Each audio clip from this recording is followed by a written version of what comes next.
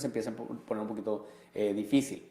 Si la persona entró a Estados Unidos declarándose falsamente ciudadano americano o presentando documentos que no le pertenecen, por ejemplo, fraude, una mica, una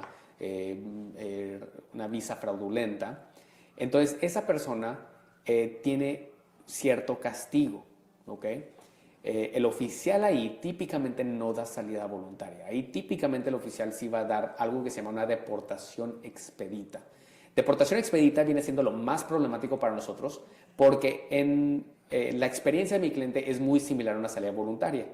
No fue a hablar con un juez, lo regresaron inmediatamente a su país de origen y no le dijeron que tiene un castigo.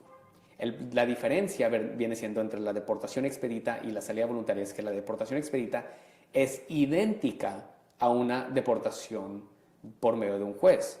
Corre con un castigo. Ahora, hay una diferencia en el castigo. El juez, el castigo es 10 años. La deportación expedita es un castigo de 5 años. ¿Okay? Entonces, mucha gente me dice, es que me castigaron por 1 año, o 3 años, o 5 años, 10 años, 20 años, o para siempre. Cuando una persona es detenida en la garita y lo castigaron, el castigo siempre es 5 años y solamente hay una excepción. Entonces, cuando la persona es detenida otra vez por la garita y lo sacan del país y lo castigan, el castigo es de 5 años. Eso se llama una deportación expedita y viene siendo igual como cualquier otra deportación del juez. ¿Okay? Esa, repito, es la más problemática porque para nosotros, nuestros clientes piensan que verdaderamente fue una salida voluntaria. Firmó un documento, me regresaron a mi país y no fue mayores, ¿verdad? No me detuvieron muchos días, nomás estuve 2, 3, 4 horas o una noche y luego me sacaron. Y eso tiene la misma consecuencia de una deportación, tiene el mismo tipo de castigo, aunque, repito, el castigo es más corto, de 5 años en lugar de 10. ¿Okay?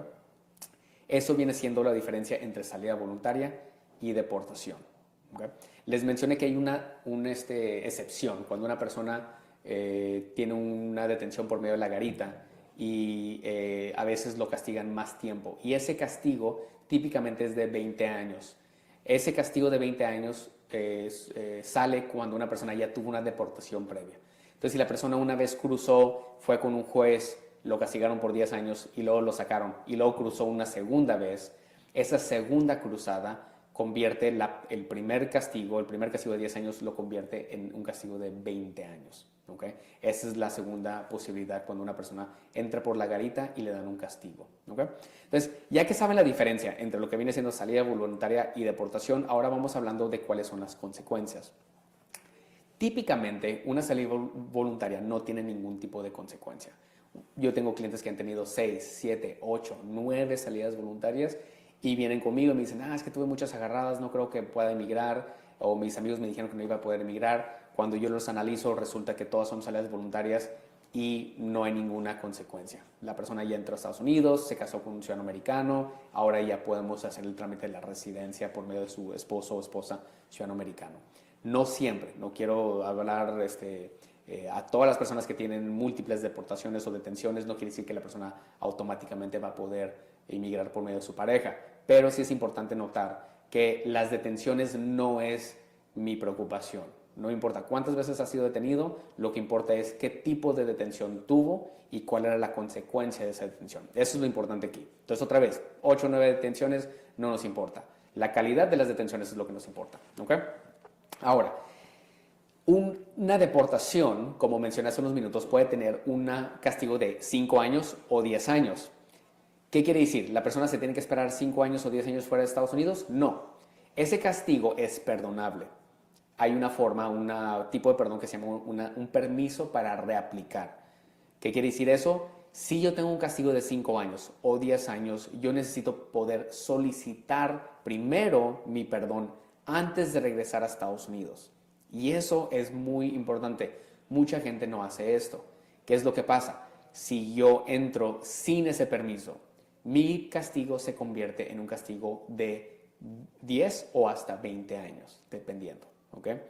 Entonces, si yo tengo un castigo de 5 años y yo trato de regresar a Estados Unidos sin ese permiso, mi castigo se fue de 5 años a 20 años. Y lo mismo, si tengo un castigo de 10 años porque el juez me deportó y me trato de regresar a Estados Unidos sin ese permiso, mi castigo se fue de 10 años a 20 años. ¿Okay? Ahora, el problema viene siendo que ese castigo de 20 años lo puedo reducir a 10 años con un perdón especial, pero no lo puedo eliminar. ¿Qué quiere decir? Una persona que haya tenido una deportación, ya sea en la garita o por el juez, y que se haya salido y vuelto a regresar a Estados Unidos sin el permiso aprobado antes de que ingresara a Estados Unidos, esa persona va a tener que esperarse fuera de Estados Unidos por un periodo de 10 años. Este es el famoso castigo de 10 años. Mucha gente conocemos a nuestros compañeros de trabajo, amigos, vecinos, etcétera, que se fueron a Ciudad Juárez, fueron a una entrevista por medio de sus parejas y le dan un castigo de 10 años. Y se preguntan, ¿por qué me dieron ese castigo? Esta es típicamente la razón, porque ya tuvo una violación, una deportación previa y volvió a reingresar a Estados Unidos sin tener ese permiso. El castigo lo va a poner el consulado en el momento que va a su entrevista. Entonces, esa es la razón del castigo famoso de 10 años, ¿verdad? Yo entiendo que esos conceptos son un poquito difíciles de entender. Aquí lo importante es lo siguiente. ¿Cuál es la información que yo quiero que ustedes sepan para que cuando vayan con un abogado de inmigración, vayan con la confianza de que van a tener un caso exitoso? Uno, todas las detenciones o entradas a Estados Unidos son importantes. Sea que me detuvieron, no me detuvieron, nadie se dio cuenta, etc. Entonces, si una persona viene conmigo y me dice, es que me salí, pero nadie se dio cuenta, no importa. No, sí importa. Una salida es una salida, una entrada es una entrada, sea que fue registrada, lo tomaron huellas, no le tomaron huellas, todo eso es importante. Y se le tiene que dejar saber a su abogado antes de comenzar su trámite migratorio. Muy, muy, muy importante. Segundo, simplemente porque ha tenido detenciones o deportaciones, no quiere decir de que no va a poder emigrar.